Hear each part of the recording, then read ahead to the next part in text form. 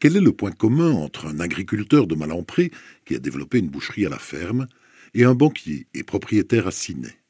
Eh bien, les deux ont choisi l'entreprise marchoise Novway pour s'émanciper du réseau électrique d'Orès, qui, lors de leur demande de raccordement, leur réclamait des coûts jugés prohibitifs. Au moment où j'ai voulu demander le raccordement à la société Orez, ils m'ont signalé que ce n'était pas possible vu la différence de consommation qu'il allait y avoir entre le compteur existant d'une maison traditionnelle et un immeuble de bureau avec quelques appartements. Et donc, quelques mois plus tard, ils m'ont signifié que pour pouvoir disposer d'un raccordement, il fallait investir dans une cabine industrielle, à mes frais évidemment. Et donc voilà. Et ensuite, tous les ennuis ont commencé parce que le positionnement de la cabine industrielle posait problème pour la commune, pour l'architecte chez moi et pour Orez. Donc il a fallu de nombreux mois pour finalement se voir dire que le coût de cette installation allait être vraiment excessif, et à ce moment-là que j'ai cherché une autre solution. On parle ici d'un montant à 6 chiffres. L'autre solution, c'est la société Novway, basée à Marchand-Famenne, qui propose des solutions off-grid, c'est-à-dire hors réseau, dimensionnées sur mesure en fonction des besoins.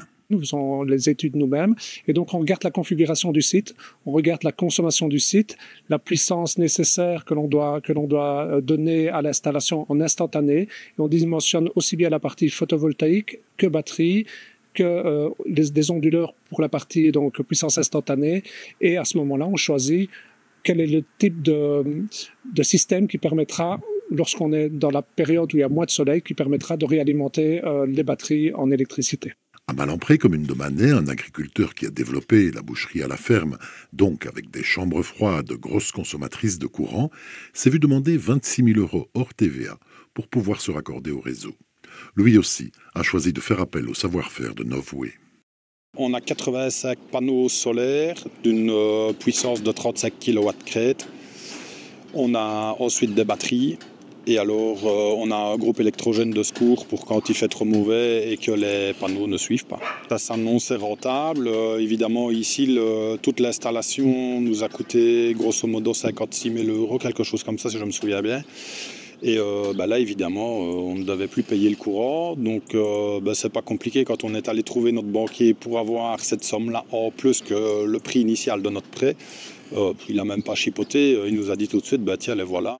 Pour Ciney, Novway a opté, en plus des panneaux photovoltaïques, pour une cogénération au gaz qui permet, outre la production d'électricité, de préchauffer l'eau sanitaire et du chauffage du bâtiment, qui compte des bureaux, 2 agences et 3 appartements. Or, le gaz de ville est disponible dans cette rue de Ciney. Vous vous dites, chouette, le gaz, il passe devant chez moi. Ben oui, effectivement, le gaz de ville passe ici dans le trottoir, mais le problème est que aussi le gaz de ville est géré par la société Orez, et donc leur cahier des charges signifie que si vous ne disposez pas de compteur électrique, vous n'avez pas droit au gaz de ville non plus. Et donc, heureusement, il y a le gaz de propane. C'est donc via une citerne enterrée que Pierre Daug alimente sa chaudière.